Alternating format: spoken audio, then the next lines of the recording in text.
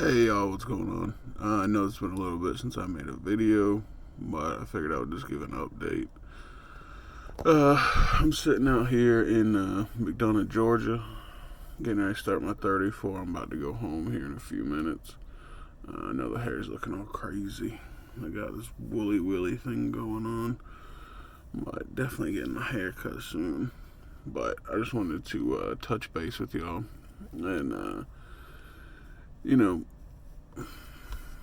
basically, I've talked to a few people out here on the road recently, and one thing that's always bothered me is companies that offer lease purchase programs, or as another YouTuber calls them, never ever contracts, because you're never ever going to own that truck. I mean, you know, if you go with a company, always go company first. Don't ever jump straight into a lease.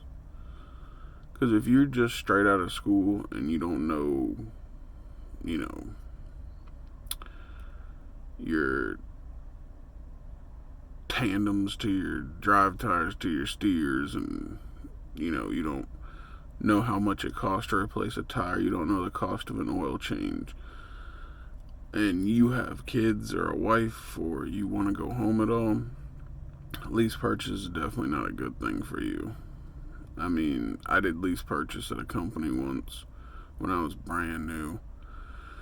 And I was 3-4 months out on the road, and then go home for like 2-3 days and then back at it again.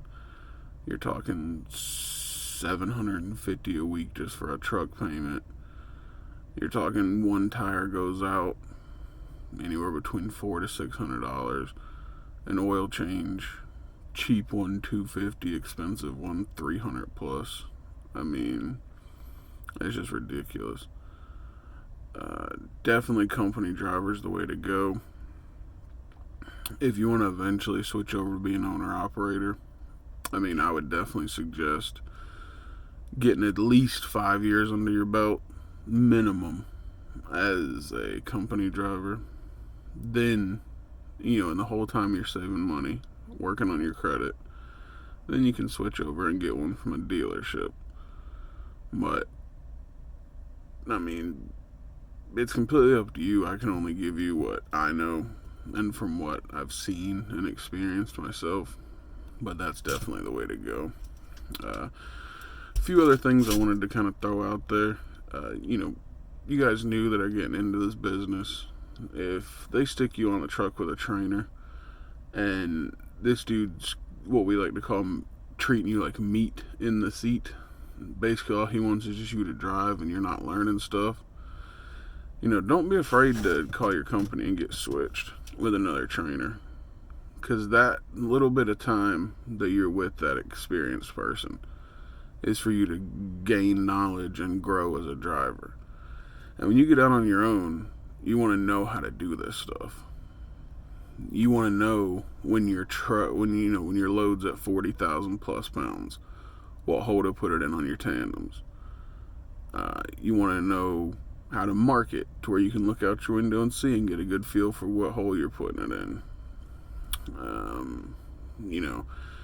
You want to know about doing tug tests, and you want to know about, your macro messages on either your PeopleNet, your Quailcomm, what have you, things like that.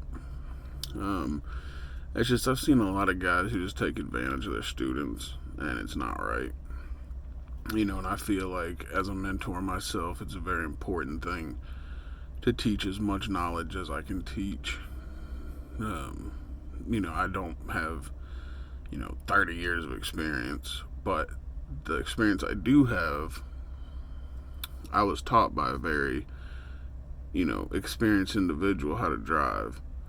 And he showed me a lot of things, and, I can impart that wisdom on somebody else to make them a better driver.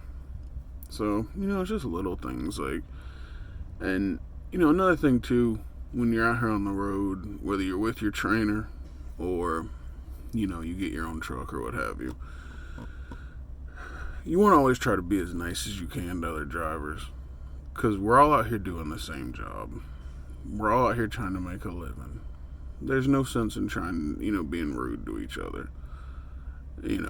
If you're going down the street and a truck is trying to pull out of a truck stop to cross the highway, and you're about to turn in, just stop beforehand. Flash the old lights, let him know he can pull out, so you're kind of blocking traffic for him. Or if it's a tight entrance and you see you gotta stop so he can get out, don't crowd him. You know what I mean? Him or her, sorry. But, it's just, it'll come back to you. It always does. Whether you're nice or whether you're rude, it always comes back to you. And, I would like to see people start treating each other a little better. And this isn't a crybaby whine fest for how I think people should be treated. But, it helps. It really does.